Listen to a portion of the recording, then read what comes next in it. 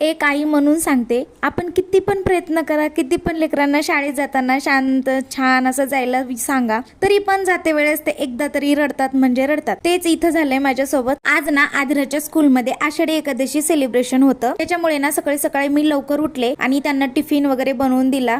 आणि आधिराजला ना मी आज शाबूची खिचडी देणार होते म्हणून शाबूची खिचडी तयार केली. त्याच्यानंतर ना आधिराजला मस्त असं रेडी केलं. त्याला ड्रेस वगैरे घातला, धोती घातला, गंध वगैरे लावला. खूप छान तो जाते वेळेस एवढं मस्त आनंदाने हसून खेळून गंध वगैरे लावून घेतला. छान छान रेडी झाला. इथे ना त्याला गंध लावत होते तर तो म्हणत होता, आई मी बाबासारखं दिसतोय का? बाबासारखा गंध लावतेस का मला?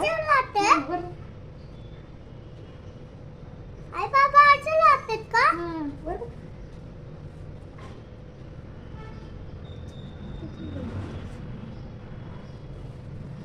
कारण ना तो असं का म्हणत होता, कारण माझे वडील कीर्तन करतात आणि ते पण असंच गंध वगैरे लावतात छान छान, आणि तो त्यांना बघतो गंध लावते वेळेस, म्हणून तो म्हणत होता, आई मी बाबासारखाच गंध लावत आहेस का मला, आणि मी बाबासारखा दिसतोय का म्हणून. नंतर त्याला छान असं रेडी केलं आणि त्याचे फोटोज वगैरे काढलो. आज ना मी पण त्याला शाळेत सोडण्यासाठी गेले होते, कारण बाहेर पाऊस होता आणि समोर जर गाडीवर बसला असताना त्याचा गंध मोडून गेला असता. त्याच्यामुळे ना मी पण गेले होते, त्याला शाळेत सोडलं आणि छान छान लेकरं पण मस्त असं रेडी होऊन आले होते. सगळेच खूप सुंदर दिसत होते. नंतर ना माझी गॅलरी खराब झाली होती म्हणून मी गॅलरी क्लीन करून घेतली आणि घरातलं काम आवरेपर्यंत आधिराज स्कूल मधून आला. पण ज्ञानोबा माऊली तुकाराम, ज्ञानोबा माऊली तुकाराम, ज्ञानोबा माऊली. स्कूल मधून आल्यानंतर ना आम्हाला काही स्कूल आषाढी एकादशीचं काही वारं गेलं नव्हतं आमच्या अंगातून. मस्त असं आम्ही टाळ वाजवत छान असं खेळत होतो. इथे ना आमच्या कॉलनीत केबल कनेक्शन बसवणार होतं. लाईटीचा खूप प्रॉब्लेम असल्याने नवीन केबल टाकणार होते आणि एवढा गोंधळ होता ना त्या दिवशी. आणि खरंच नवीन केबल टाकल्यामुळे ना लाईटीचा प्रॉब्लेम सॉल्व्ह झाला.